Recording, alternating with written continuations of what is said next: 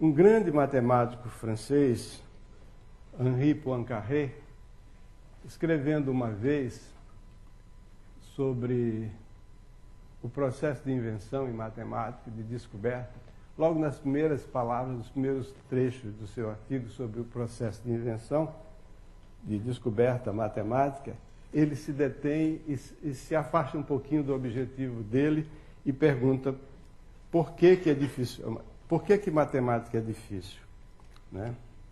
Eu vou ler aqui um pedaço, a tradução que eu fiz do texto do Poincaré, que é no L'Invention Mathématique. Ele publicou no livro, na revista que ainda hoje existe, chamada L'Enseignement Mathématique, de 1908.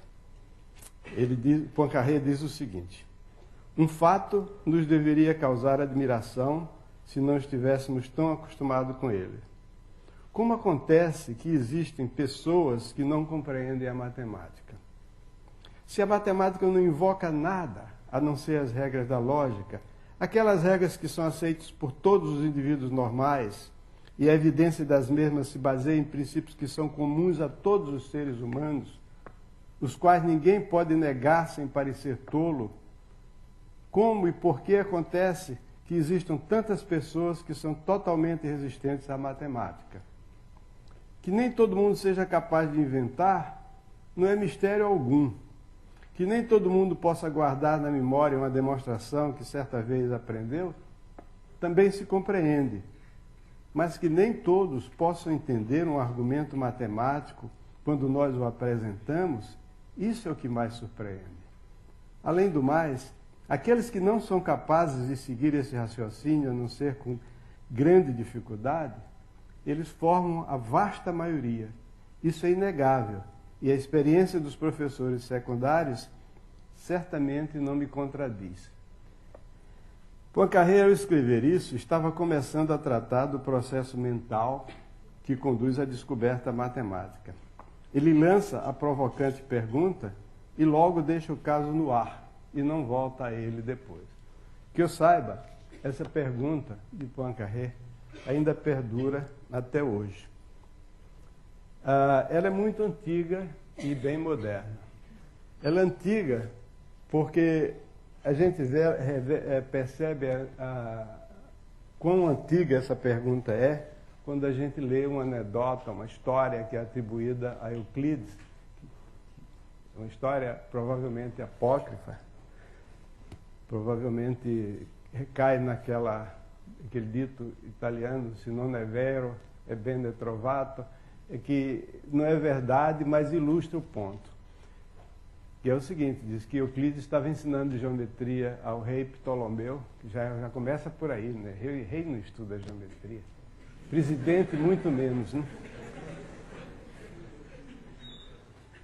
E que então Ptolomeu perguntou se não havia uma forma mais simples dele chegar àqueles resultados.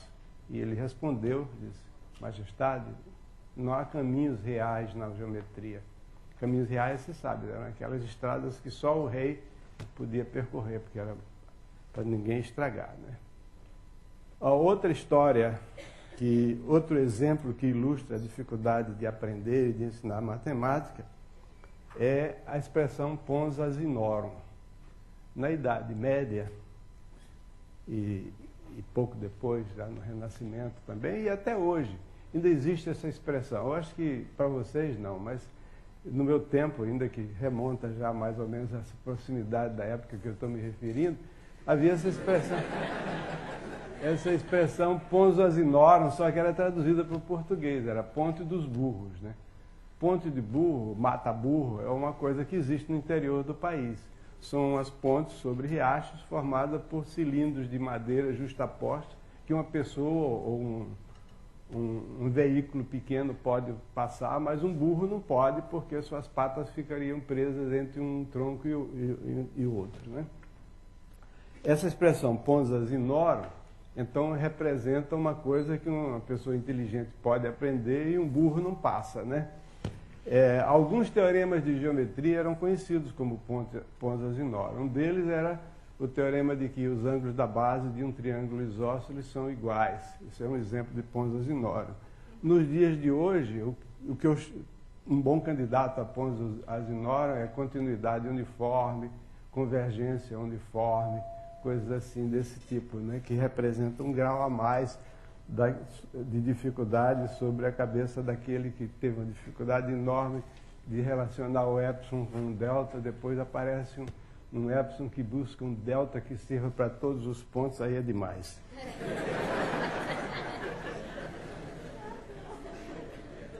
Então, o professor de matemática, ele se depara com uma coisa que é tradicionalmente difícil, né?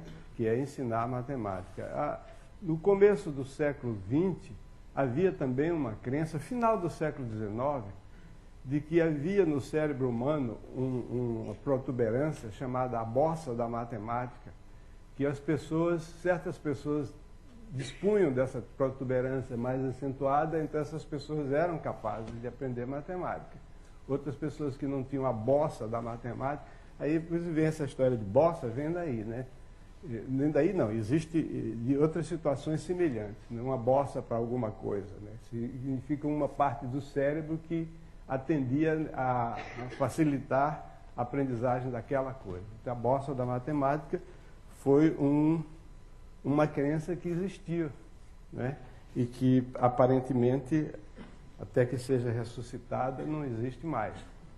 É como, por exemplo, a classificação dos indivíduos de acordo com um antropólogo italiano chamado Lombroso, né, que dizia que os indivíduos que têm tendências criminais, tendências para assassinos, para ladrões, criminosos, etc., têm uma conformação do crânio peculiar, né?